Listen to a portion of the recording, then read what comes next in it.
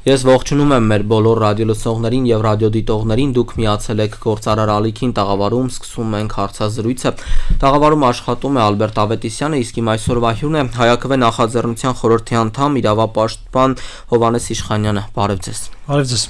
Շնորհակալ եմ հրավերն ընդունելու համար։ Խնդրեմ սիրով։ Քննարկենք առհասարակ Հայաքվե նախաձեռնությունը ինչի համար էր եւ ինչ է, մի փոքր դրան անդրադառնանք ու հետո նաեւ գանք թե նախաձեռնության սկզբնական փուլում ինչ խոչընդոտներ եղան, որովհետեւ մենք գիտենք, որ սահմանադրությամբ սահմանվում է հստակ ժամկետ, հստակ ստորագրությունների քանակ ազգային ժողով մուտք անելու նախաձեռնությունների դեպքում ու նաեւ եղել են սահմանափակումներ տարբեր իրավիճակներում։ Մի փոքր անդրադառնանք առհասարակ ինչ է Հայաքվեն։ Հայաքվե քաղաքացիական նախաձեռնությունը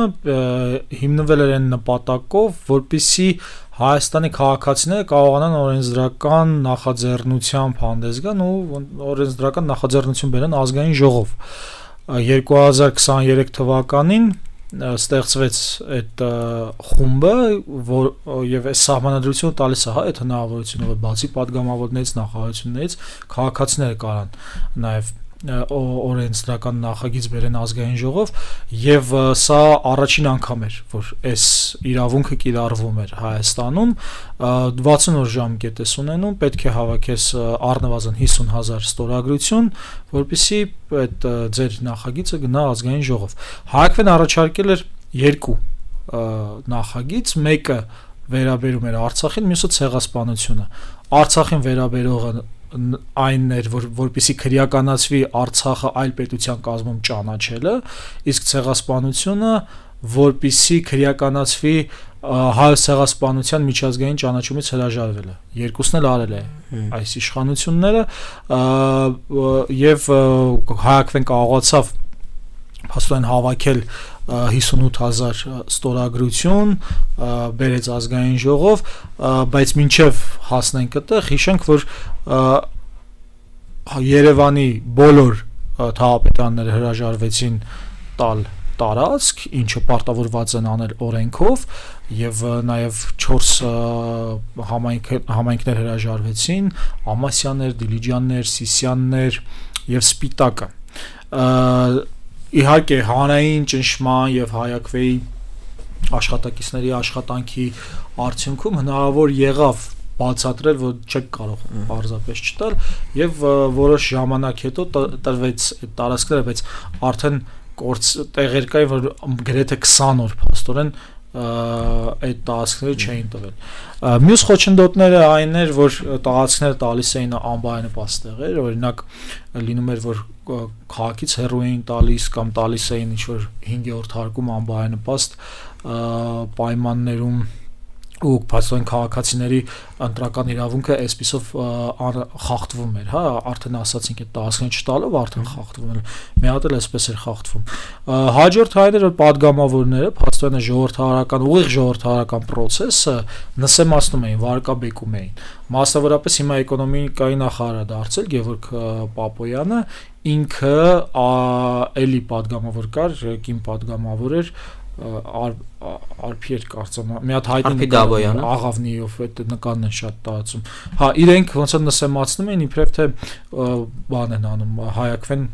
պատերազմ է հրահրում, այսինքն ժողովրդավարական process-ը քո երկրում գեներացնել, իրենք կոչում են պատերազմ հրահրել, կամ իրենց քարոզիչների միջոցով նույնիսկ սպառնում էին, հա, մի հատ կա,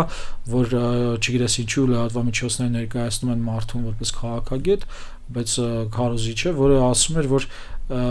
պետք է ովքեր որ ստորագրեն, պետք է այդ մարդկանց տանել բան, առաջնագիծ պատերազմ կամ բանակում, ինչը նախ սկսենք նրանից, որ բանակը պատերազմ գնալ դա պատիժ չի, դա պատիվ է, այնուամենայնիվ իրենք այս մեթոդը կիրառում էին, որպեսզի սպառնային։ Նաև հարձակումներ են եղել, մասնավորապես Մարտունիում է եղել հարձակում, որտեղ հարձակվել էին եւ թղթերը ուզում էին վնասեին, բարեբախտաբար կարողացան այդ կանխել, ինչպես նաև կար տեխնիկական օրենսդրական խնդիրներ, որոնք սահմանափակումներ էին անում, օրինակ 60 օր ժամանակատրված, շաբաթ կիրակի օրը տոնորերը դուրս են գալիս մեջից եւ սա էլ է որոշակի Այնտեղ ես օրերը նշեմ, որ մեր լսողներին էլ ավելի համապարփակ ինֆորմացիա հասնի, համայնքները ուշացրել են ստորագրահավաքի տարածքների տրամադրումը Երևանում 9 օր, Դիլիջանում 6, Սիսիանում 16, Սպիտակում 19, իսկ Ստեփանավանի քաղաքապետը ինքնակամ կասեցրել է ստորագրահավաքը։ Սա ինչ հետևանքներ է առհասարակ ունեցել այս մարմինների համար հետագայում։ Հայաքվեն դիմել է իրավապահ մարմիններին այս դեպքերով, որևէ արդյունք չկա, ոչ մեկ պատասխանատվության չի ենթարկվել։ Այսինքն արձանագրենք, որ Հայաստանում խախտվել է քաղաքացու ընտրական իրավունքը, նաև բռնություններ են տեղի ունեցել եւ որևէ պատասխանատվության չի ենթարկվել ու մենք սրա հիման վրա իհարկե զեկույց ենք ներկայացել այդ ՄԱԿ-ի համընդհանուր այդ պարբերական դիտարկմանը, հա, որ այսինքն դատախազությունը, քննչական կոմիտեն, ոստիկանությունը անարձագանք են կարելի ասել։ Հա, կարելի ասել նախաձեռնության խախտումները։ Որևէ բան չեն արել։ Իսկ միտումնավոր արհեստական խոչընդոտները, սրանք ինչին են միտված, ում կողմից են դա արվում, առհասարակ քաղաքացու դեմ հանելը, խոչընդոտները ոնց է դրսևորվում, որ քաղաքացին ինչպես պիտի հասկանա, որ սա խոչընդոտ է։ Հարցը թե ինչի են խախտվում քաղաքացու իրավունքները, ինքը քաղաքական դաշտում է։ Իսկ քաղաքացին ոնց պետք է իմանա իր իրավունքը խախտում են, սա արդեն ավելի շատ հայաքվեի բանն է, գործառույթն է, բացատրելը, ցույց տալը, որ քաղաքացու իրավունքները խախտվում են, հատկապես որ սա կատարվում էր առաջին անգամ, հա, շատ քաղաքացիներ ենթադրում եմ չգիտեն, որ իրենք ունեն հնարավորություն նախագիծ բերելու ազգային ժողով եւ այս ձևով փաստորեն մենք հասցնում ենք տեղ, որ քաղաքացու իրավունքները խախտվել են նաեւ միջազգային այն տեղերում, որտեղ Հայաստանը պարտավորություններ ունի։ Տեսեք, սահմանված ժամկետ 60 օր, եթե տոներն էլ հանում ենք մի քանի օր պակասում են, այստեղ խոչընդոտված օրերը եւ այլն, սահմանված ժամկետում կարելի ասել սահմանված քանակով ստորագրությունները մուտք եղան ազգային ժողով։ Նախաձեռնությունը մտավ ազգային ժողով, բայց այստեղ մինչև նախաձեռնությունը սկսելը այտենց վաղ չկար, որ մեկա իշխող մեծամասնությունը այս ամեն ինչին դեմ կքվեարկի։ Էլի այստեղ ոնց է դիտարկվում որպես իրավունքի մասով, լավ, ժողովուրդը բերեց, բայց մենք հա ընդունեցինք, այստեղ չխախտեցինք ոչ մի իրավունք, բայց դեմ քվեարկեցինք։ Լավ հարց եք տալիս, որ մի քանի ասպեկտով կարելի է խորանալ, առաջին հերթին իհարկե կար այդ մտածողությունը, որ դեմ են քվեարկելու եւ հենց պատճառը, որ իրավունքները խախտում են, հենց այդ քաղաքական պատճառն էր, որովհետեւ սա ուղիղ թեև մեր իրավունքները պաշտպանելու համար էին այս երկու օրենքի նախագծերը, բայց այս իշխանության համար պրոբլեմ էին քաղաքական եւ նրանց վարած քաղաքականության իմաստով եւ նրանք չմցրեցին նիստ քննարկման եւ այդպես ուղակի ջնջեցին իբրև թե ոչ մի բան ազգային ժողովի խորհուրդը երևի գումարել է խորհրդի նիստ, բայց օրակարգային հարց չի դարձել։ Հա, օրակարգային հարց չի դարձել եւ այդպես փաստորեն նրանք արհամարեցին, հա, 50,000-ից ավելի քաղաքացիների կարծիքն ու կամքը։ Հա, օրենքը սրանով չի սահմանափակվում, հա, ուղղակի եթե իրանք չեն ընդունում օրենքը, դեմ նույնիսկ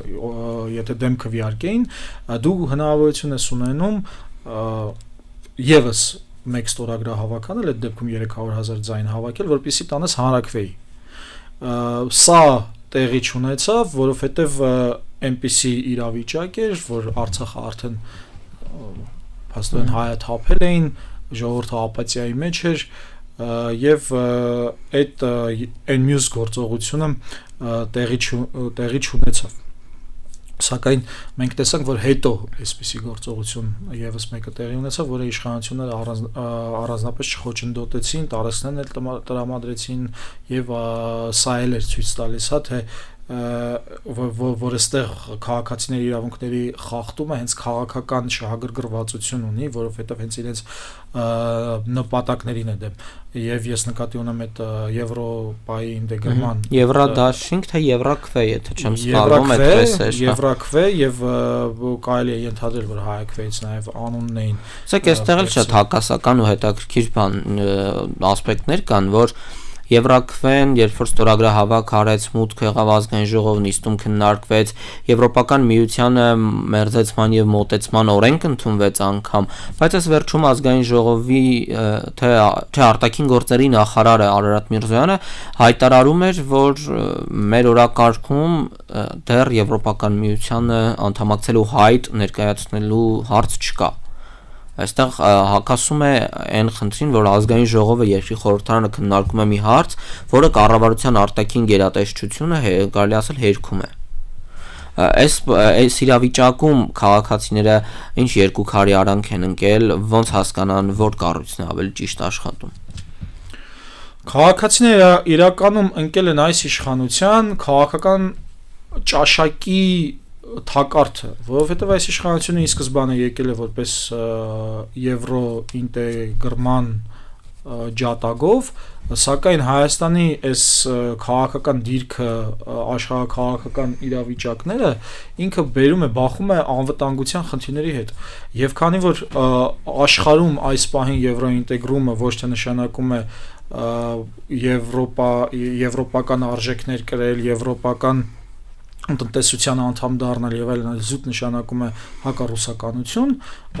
այս պայմաններում նաեւ Ռուսաստանի ծանոթ արձագանքները գալիս են, որ խնդիր է առաջանում, այսինքն եթե դու Եվրոպան զուտ ընդունում ես որպես հակառուսականություն, դու գալիս ես ինձ թշնամի ես դառնում։ Ու Վրաստանն էլ չէ, այդ նույն խնդրի առաջ կանգնեց, որտեվ փաստորեն ինչպես է այս իշխանությունը հայ ազգին անընդհատ պառակնում տարբեր թեմաներով, այդ նույնն էլ աշխարհաքաղաքական ռազմավարության մեջ է, աշխարհը պառակտում են եւ բան են տարբեր երկրների դեմ են ուղարկում։ Ու այս պայմաններում, երբ որ ասենք Ռուսաստանը հաջողություններ է գրանցում Ուկրաինայում եւ Ամերիկայում փոփոխվում է այն ավանդական կուրսը, որը տանում էին դեմոկրատները հակառուսական եւ այդ եվրոպական այդ տանիքը, որ կար ամերիկյան վերանում է եւ Եվրոպան ինքն էլ է փոխվում, օրինակ ասենք Իտալիայում, Հունգարիայում, Սլովակիայում գնում են այդ process-ները, Նիդերլանդներում, Գերմանիայում ավելի այդ պահպանողականներն են գալիս, որոնք ընդունում են ավելի Ռուսաստանի հետ համագործակցության իրավիճակը։ Ու այստեղ այս իշխանությունը նույնպես զրկվում է այդ իր տանիքից, այդ եվրոպական տանիքից, այդ հնարավորություններից, այդ քաղաքական հնարավորությունը Ռուսաստանից այդպես փոխվելու նվազում է, որտեղ առաջանում է իշխանությունը պահելու խնդիր, որտեվ եթե տանիքիցդ զրկվում ես, իշխանությունը չես կարող պահես, ու այդ պայմաններում դու արդեն ստիպված ես մերձանալ Ռուսաստանի հետ, ինչը մայիսի 9-ի այդ բանով մենք տեսանք, չէ՞, գնաց Ռուսաստան, այնտեղ մասնակցեց համաշխարհային պատերազմի հաղթանակին, հայրենական պատերազմի, ու հետո նաև եղավ արձագանք, արդեն Լավրովը եկավ ու եղավ արձագանքը արտաքին գործերի նախարարության կողմից։ Եվ սա ցույց է տալիս, որ հենց այս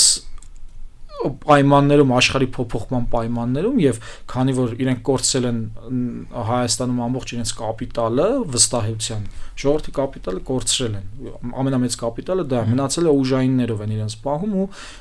պատգամավորներով, քանի որ կորցրել են այդ կապիտալ, հիմա պետք է գոնե աշխարհաքաղաքական հավասարակշռության մեջ փորձեն իրենց իշխանությունը պահեն։ Իհարկե հիմնականում իրենց թևերը Թուրքիան ու Ադրբեջանն են, որոնց միջոցով իրենք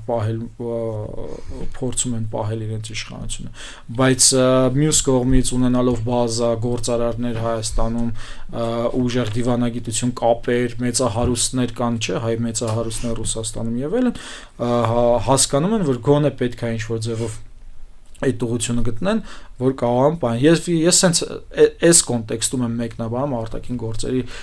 նախարարի հայտարարությունը, ինչը բազմաթիվ քաղաքագետներ, դիվանագետներ, բոլորը ասում են դեռևս 2020 թվականից առաջ, որ ձեր բռնած ուղղությունը տանելու է աղետի, եւ անընդհատ նմանեցնում էին 20 թվականի Հայաստանի առաջին հանրապետության պատմությանը, որ ի վերջո եղավ այն որ տեսանք Հայաստանը ի վերջո խորհրդայնացվեց ու հիմա այստեղ էլ նույն բանն էր որ բացատրվում էր որ այս ձեր քաղաքականությունը նախ տանելու է աղետի ու Հայաստանի անշրջելի կորուստների դա արեցին եւ հիմա այս պահին երբ որ արդեն էլ կապիտալը չունեն փորձում են ինչ-որ հավասարակշռություններ ստեղծել Եթե մի պահ նորից մենք հետ գանք մարդու իրավունք ասվածին, մարդու իրավունքներ են խախտվում, ակնհայտ խախտումներ են գրանցվում, լրատվամիջոցների կողմից ակնհայտ տեսախցիկի առաջ մարդուն ծեծել, վնասել, խոշտանգել եւ նմանատիպ այլ դեպքեր, որին մարդու իրավունքների պաշտպանը արձագանքում է մի քանի օր հետո կամ արձագանքը այդքան էլ կարելի ասել սպառիչ չէ, որ մարդու իրավունքների պաշտպանը լինելով սահմանադրական անկախ մարմնի ղեկավար իր այդ արձագանքը այդքան էլ քաղաքացուն սպառիչ չի։ Այստեղ խնդիրը որն է, մարդու իրավունքների պաշտպանը առհասարակ ինչ պիտի անի, որ լինի այն կետը, որ քաղաքացին իրեն վստահի։ Նախ մենք ունենք կառուցվածքային համակարգային խնդիր, թե ինչպես է ընտրվում մարդու իրավունքների պաշտպանը, հա, այսինքն եթե ԿՊ-ն այս պահին ունի 71 պատգամավոր, 65 պատգամավորը հերիք է, որպեսզի ընտրի մարդու իրավունքների պաշտպան։ Բնականաբար քաղաքացիական պայմանագիրը պետք է ընտրի այնպիսի մարդու իրավունքների պաշտպան, որը ոչ թե պաշտպանի մարդու իրավունքները, այլ իշխանության։ Սա ոչ միայն պետք է դիտարկել որպես քաղաքացիական պայմանագրի իշխանության պայմաններ, յուրաքանչյուր իշխանություն ձգտում է որպեսզի բոլոր ինստիտուտները ենթարկվեն իրեն եւ միանձնյա լինի։ Սրա համար շատ լավ օրինակ է այդ ամերիկյան մտքի քաղաքականության այդ իրենց հայրերի օրինակը, հատկապես այդ բանի երկրորդ նախագահ Ադամսի, որոնք պնդում էին, որ պետք է ստեղծել այնպիսի համակարգ, հաշվի առնելով, որ աշխարհի ամենավատ մարդը կարող է գալ իշխանության։ Մեր պարագայում մենք սահմանադրական բարեփոխումները հասկանում ենք, չէ՞, որ այդպես չեն կարող։ Մենք մեծացրել ենք վարչապետին տվել ենք աներևակայելի լիազորություններ, իրավապահ համակարգը ստեղծելու, մենք ստեղծել ենք այնպիսի ընտրական օրենսգիրք, որտեղ մեկ իշխանությունը կարողանում ամբողջությամբ գրավել տարածքը Նիկոլ Փաշինյանը իր իշխանության ժամանակ նույնիսկ ավելացրել է լիազորությունները, մասնավորապես եթե ԱԱԾ-ի տնօրենին առաջարկում էր նախագահին եւ նախագահը պետք է ստորագրել, նույնիսկ այդ չնչին լիազորությունը, որ տրված էր նախագահին, վերցրել է իր ձեռից եւ առանց դրա է ԱԱԾ-ի տնօրեն նշանակում։ Հիմա մարդու իրավունքների պաշտպանը եւս այս համակարգի մաս է եւ անկախ կապ չունի որ ԿՊ-ն է, հա, մի հատ եթե վերացարկվենք ԿՊ-ից, որտեղ հիմա ատելությունն էլ շատ է նրանց նկատմամբ արդարացիորեն, բայց ով է լինել մարդու իրավունքների պաշտպանը լինելու էր այսպեսին։ Մենք տեսնում ենք մարդու իրավունքների պաշտպանը այս ՄԱԿ-ի համընդհանուր պարբերական զեկույցում առանձին երևի բան անենք, հա, քննարկենք թե դա ինչա, որպեսզի հասկանալի լինի, հա։ Ուրեմն ՄԱԿ-ի համընդհանուր պարբերական դիտարկումը ինքը 5 տարին մեկ տեղի ունեցող միջոցառում է, որտեղ յուրաքանչյուր ՄԱԿ-ի անդամ երկիր մյուս երկրների առաջ հաշվետվություն է ներկայացնում մարդու իրավունքների իրավիճակի հետ կապված։ Հիմա այս տարի մայիսի 1-ին Հայաստանի հերթն էր եւ այդ երկրները իրենք հիմնական 3 տեղից են իմանում, թե ինչ իրավիճակ է մարդու իրավունքների մասով։ Մեկը ազգային զեկույցն է, որը տալիս է պետությունը, մյուսը մարդու իրավունքների պաշտպանի զեկույցն է, եւ մյուսը քաղաքացիական հասարակության հիմնադրամներ, հասարակական կազմակերպություններ, նախաձեռնություններ իրենց զեկույցների հիման վրա է։ Եվ պատկերացեք մարդու իրավունքների պաշտպանի զեկույցում մասնավորապես խոշտանգումների մասով ոստիկանության ոչ մի բան չկար գրած։ Այն քաղաքացիական իրավունքները, որ այս 5 տարիների ընթացքում խախտվել են, հա, մեր աչքի առաջ է եղել էլ դատարանների գրավում, խոչընդոտումը, էլ ասենք բանը լրագրողների դեմ ազատ խոսքի դեմ ոտնձգությունները, օրինակ որ խուլիգանության հոդվածով մարդկանց տանում էին, փակում էին ազատ խոսքի համար, հա, բանը դատական իշխանությունը ասեցի, մի խոսքով, այն ինչ որ կապված է քաղաքական ու քաղաքացիական իրավունքներին, մարդու իրավունքների պաշտպանը շրջանցել է, եւ սա բնականաբար արվել է այն պատճառով, ինչ որ ասացի, մեկ կուսակցություն ընտրում է իր մարդու իրավունքների պաշտպանին եւ կարող ենք հիմիկվա իրավիճակներ, հա, բերել հարմարացնել, որ հենց այս պահին, երբ որ մենք այստեղ զրուցում ենք, հենց հիմա օրինակ Հայաստանում խախտվում է խղճի ազատության իրավունքը շատ կոպիտ ձևով, շատ գրեհիկ ձևով, բայց դա կապ չունի, խախտվում է եւ այս իմաստով մարդու իրավունքների պաշտպանը ունի լիքը գործ անելու մենք երբ որ այս ասուլիս տվեցինք ու հայտնեցինք որ մարդու իրավունքների պաշտպանը այս զեկույցում շրջանցել է Հայաստանում մարդու իրավունքների 5 տարիների խախտումները մարդու իրավունքների պաշտպանը մեկ ուրիշ հնարք իրարեց պատկերացնեք ինքը առանց անուններ տալու, առանց վկայակոչելու թե ինչի մասին է Facebook-ում գրեց թե բան է Հայաստանում ինչ որ լրատվամիջոցներով ինչ որ ակցիայի ժամանակ ինչ որ մեկը ինչ որ բան է ասել թե իրենք տարեկան զեկույցում ոստիկանության վատ վերաբերմունքի ու խոշտանգումների մասին որևէ բան չեն տվել եւ սկսեց մանիպուլացնել այս մեր ասածը այսինքն առանց անուններ տալու բայց պարզ է այդ օրվա մեջ մենք էինք արել միջոցառ մարդու իրավունքների պաշտպանության հետ կապված եւ մեզ էր վերաբերում ու մենք բնականաբար ժխտեցինք հերքեցինք ասենք մոլորեցնում եք դուք մարդկանց եւ ոչ միայն մոլորեցնում եք այլև վարկաբեկում եք քաղաքացիական հասարակության գործունեությունը դուք մանիպուլացնելով ձեզ ինչ որ բան տենց հեշտ փրկելու համար բան եք անում խախտում եք այո իրավունքներ եք խախտում եւ երկրորդ բանը արեցին որ իբր թե իրենք միջազգային կազմակերպություններում զեկույց չեն ներկայացնում եւ ներկայացրեցին խոշտանգումների հետ կապված իրենց ներկայացած զեկույցը կրկին սրա հետ առնչություն չուներ սա յուրահատուկ բան է որտեղ ամեն երկիր է կարողանում դա ոչ թե ինչ որ կոնկրետ ՄԱԿ-ի փորձագետ է կամ ինչ որ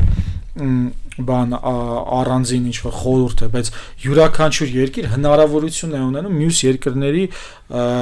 բանի մասին իմանալու դրան գումարած առաջարկություններ ու դիտողություններ անելու օրինակ մի օրինակ բերեմ Հռոմի ստատուտը որ վավերացրեց Հայաստանը նախորդ 2020 թվականին հիմնական առաջարկներից մեկն էր երկրների ու այս տարի Հայաստանի գովաբանում էին Հռոմի ստատուտը վավերացնելու համար ու այս process-ը այսինքն ինքը իրական մեխանիզմ է տալիս երկրում մարդու իրավունքների իրավիճակը բարելավելու համար եւ մարդու իրավունքների պաշտպանը այս իրավիճակից օգտվելու փոխարեն թաքցնում է պետության պոզիտիվ պարտականությունները քաղաքացիների իրավունքները պաշտպանելու իրենց թերությունները ոչ թե թերությունները դիտավորությունները ընտրական իրավունքի հետ կապված որը տեսել ենք ինչա տեղի ունեցել քաղաքապետերին են ձերբակալել ընտրագողություններ են արել օրինակ ասենք մի քաղաքացին ընտրել է այս բանին խմբակցությանը մեկ էլ ընտրությունների բանի ժամանակ այդ ընտրությունից հետո հա բան փախցնում են մարդ են փախցնում սա քաղաքացու ընտրական իրավունքի խախտում է որտեղ այդ մարդը գնացել այն խմբակցությանն է ընտրել ոչ թե բան դուք չեք կարող մարդ փախցնեք հասկանում եք բայց օրենքով էլ դա Հայաստանում չի կարգավորվում եւ դա այդ թերությունը հաշվի առնելով մարդու իրավունքների պաշտպան օրինակ պետք է ներկայացնել որ sense թերություն կա եւ առաջարկություն անել թե ինչպես այդ թերությունը պետք է վերացվի Մեր հանրապետությունում ազատ խոսքի վերաբերյալ եւ այլն այդ զեկույցները, որոնք հրապարակվեցին, այսինքն միջազգային, մեր հանրապետությունը բավականին, եթե զեկույցով նայենք, ինքը առաջ էր դիրքերով, բավականին առաջ էր եկել։ Մեր օրերում Facebook-ը, սոցիալական տարբեր ցանցերը, Telegram-յան ալիքներն են եկել առաջ ու հիմնական կարելի ասել բանավեճերը իրար ինչ որ ասելու բան ունենալը, ասելիք փոխանցելը Facebook-ի միջոցով է փոխանցվում։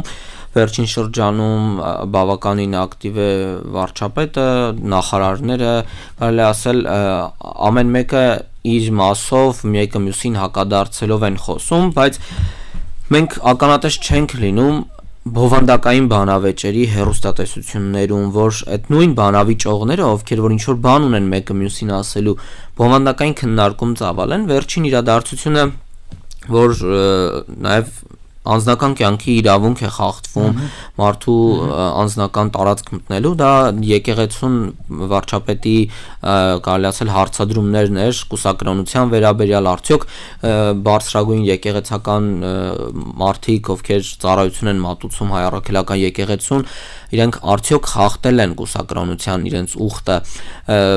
Հասարակությունը բևեռացվեց շատ արագ, մի մասը ասում էր վայ, բա ինչի, եկեք հələ պարզենք էս ինչի է եղել, ժողովրդական լեզվով ասած, մյուս մասը ասում էր դե ինձ ինչ, կրոնական կազմակերպության ներկայացուցիչ ինչով է զբաղվում, ես կարևորը հավատում եմ, գնում եմ եկեղեցի եւ այլն։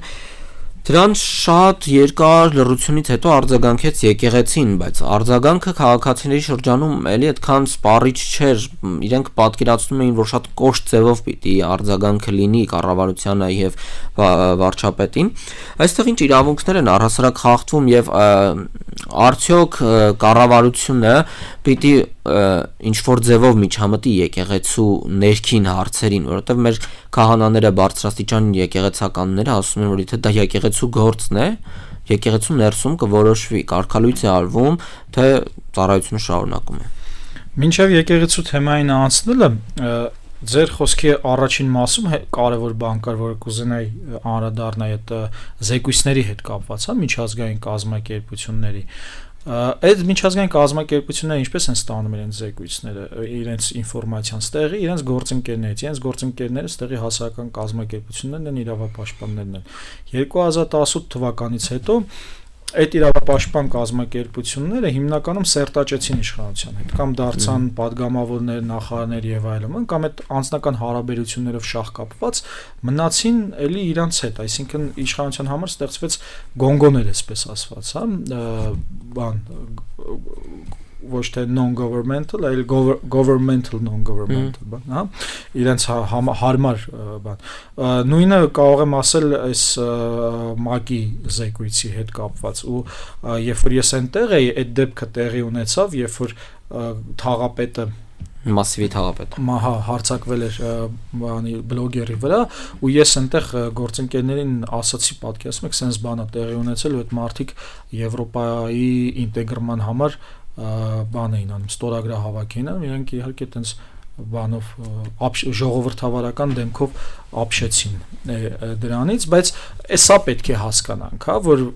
բացի այդ աշխարհաքաղաքական դիսկուրսից, որ ֆինանսավորման աղբյուրները որտեղից են իրավապաշտպանների եւ այլն, բայց կա նաեւ այդ կարևոր բաղկացուցիչ մասը, որ այդ դաշտը դուրս է մնացել, իրավապաշտպանական դաշտը ոնց որ հանվել էր եւ հիմա ոնց որ նոր փորձում են վերականգնել դա։ Հիմա գանք եկեղեցու մասին, քաղաքական դրդապատճառները մի կողմ թողնենք, որովհետև մենք փորձում ենք ավելի այտենց օրենքի եւ իրավունքի մասով քննարկել այսօր, ինչ է խախտել ՔՊ-ն այս ամեն ինչը անելով։ Նախ Հայաստանի խղճի ազատության եւ կրոնական կազմակերպությունների մասին օրենքով 17-րդ հոդվածով պետությունը իրավունք չունի խառնվելու որևէ կրոնական կազմակերպության եւ եկեղեցու ներքին կյանքին։ Քաղաքացիական պայմանագիր կուսակցության անդամները, երկրի վարչապետ, ամենաբարձր մակարդակով, հա, բոլորը պնդում են, որ պետքա կաթողիկոսը փոխվի։ Բայց դուք ով եք, որ որոշեք, թե մի կրոնական կազմակերպության առաջնորդը պիտի փոխվի, թե ոչ։ Անկախ նրանից, թե կրոնի մեջ ինչ հավատալիքներ կան, հա, ես մի ուրիշ օրինակ բերեմ, պատկերացրեք, ես Եհովայի վկաների կրոնական կազմակերպության հավատալիքներով, օրինակ արյան փող պատվաստումը ընդունված չի, չէ՞, արգելված է։ Հիմա ենթադրենք ես բան եմ անում, կրոնական առաջնորդն եմ Եհովայի վկաների, բայց անում եմ դա, արյան փող պատվաստումը, ու բանը, վարչապետը իմանում է դրա մասին, ենթադրենք ինքը դա միշտ բանը ենթադրաբար է, չէ, ասում ինքը ապացույցներ չունի։ Եվ իր Facebook-ում դրա մասին ստատուս է գրում։ Բայց այդ պարագայում երևի արդեն հասկացվում է, հա, դե աննորմալությունը ինչ չափա, որ պետությունը խառնվում է եկեղեցու գործին։ Ուրեմն սա ամրագրում ենք, որ նախ խախտվել է այդ խղճի ազատության եւ կրոնական կազմակերպությունների օրենքը, սա մեկ։ Երկրորդը խախտվում է պետության եւ եկեղեցու տարանջատման սկզբունքը, այսինքն այս օրենքը խախտելով է առաջանում այդ հետևանքը, որովհետեւ եթե պետությունը տարանջատված է եկեղեցուց, պետությունը իրավունք չունի խառնվի եկեղեցու գործին։ Եվ ընդհանրապես հակառակն են ասում են եկեղեցին է խառնվում պետության գործերին, բայց սրան էլ պատասխան կա նույն կրոնական կազմակերպությունների հոդվածով 18-րդ հոդվածը, օրենքի 18-րդ հոդվածով կրոնական կազմակերպությունների, այդ թվում եկեղեցու սպասավորները իրավունք ունեն մասնակցել հասարակական եւ քաղաքական կյանքին համահավասար ինչ որ մյուս քաղաքացիները։ Նրանք էլ են քաղաքացի։ Կրոնական կազմակերպության սպասավորները քաղաքացի են եւ եթե նրանք իրենց դիրքորոշումն են արտահայտում քաղաքականության հետ կապված, երկրում պետական կառավարման հետ կապված, լիովին այդ իրավունքը ունեն, եթե չունենային խնդրեմ կլիներ, որտեղ կլիներ հակասություն խղճի եւ խոսքի ազատության, արտահայտման ազատության հետ։ Ինչի իրավունքը չունեն պետական կառավարմամբ զբաղվելու, ասենք, չգիտեմ, նախարարություն ղեկավարելու, չնայած երբեմն շատ ավելի լավ են անում, ասենք, սփյուռքի պարագայում կամ արտաքին գործերի, բայց չմտնենք դրա մեջ։ Ու փաստորեն էս էլ քաղաքացիական պայմանագիր, այդ սահմանադրական տարանջատումը պետության եւ եկեղեցի, ուրեմն խախտում է։ Հաջորդը դուք ինքներդ ձեր խոսքում նշեցիք, որ անձնական կյանքի, հա, ընտանեկան անձնական կյանքի իրավունքներն են խախտում։ Այո, եւ միավորված բանով մարդու իրավունքների համընդհանուր հռչակագրի 12-րդ հոդվածով է դա սահմանված, որ յուրաքանչյուր անձի կյանքի ընտանեկան կյանքի եւ անձնական իրավունքը հարգելը, ինչպես նաեւ բանով եվրոպական մարդու իրավունքների եվրոպական կոնվենցիայի 8-րդ հոդվածն է, որը նույնպես այն ինչ որ անում է քաղաքացիական պայմանագիրը, խախտում է այդ հոդվածը։ Ուրեմն մենք ունենք մի իրավիճակ, որտեղ քաղաքացիական պայմանագիրը խախտում է եւ ներպետական օրենքները, եւ Հայաստանի սահմանադրությունը, եւ միջազգային իրավունքը։ Այնպես որ մարդու իրավունքների պաշտպանը այստեղ լուրջ գործողություններ ունի անելու եւ այս UPR-ի, հա, այս ՄԱԿ-ի հաջորդ զեկույցում շատ հետաքրքիր է կլինի արդյոք նրա նշումները սրա մասին, թե ոչ։ Քանի որ մենք մոտեցանք մեր հաղորդման տրամաբանական ավարտին ու այն մասին, որ արդեն սպասում ենք հաջորդ զեկույցին, հույս ունենանք, որ զեկույցը կլինի համապարփակ եւ կընդգրկի մարդու իրավունքների խախտումների վերաբերյալ բոլոր դեպքերը, ու մենք էլ եւս մեկ անգամ կանդրադառնանք այս ամեն ինչին, բայց կանդրադառնանք արդեն ենթադրությամբ, որ լավ է լինելու, այդ զեկույցը ավելի համապարփակ է լինելու։ Ես շնորհակալ եմ, որ բավականին թեմաներ քննարկեցինք, որոնք ոչ թե քաղաքական էին, այլ իրավական ու ավելի բովանդակային ոլորտին անդրադարձանք բովանդակային մասին, միգուցե մենք իրավական ոլորտը այնքան էլ չենք բացել, որ ավելի հասկանալի ու հարմար լինի մեր լսողներին, բայց ես եւս մեկ անգամ հիշեցնեմ, որ մենք խոսում էինք նրա մասին, որ խախտվում են մարդու իրավունքներ, անել կոպտագույն ձևով, որին այդքան էլ համարժեք չի իրավապահ մարմինների, պետական համակարգի եւ մնացած այլ գերատեսչությունների արձագանքը։ Ես շնորհակալ եմ ձեզ, որ մեր տաղավարում եք։ Ես եմ շնորհակալ թեմային անդրադառնալու համար։ Իսկ ես հիշեցնեմ, որ դուք դիտում կամ լսում եք հարցազրույցը տաղավարում աշխատեց Ալբերտ Ավետիսյանը, իսկ իմ այսօրվա հյուրն էր Հայաքվե նախաձեռնության խորհրդի անդամ իրավապաշտպան Հովհաննես Իշխանյանը։ Կհանդիպենք։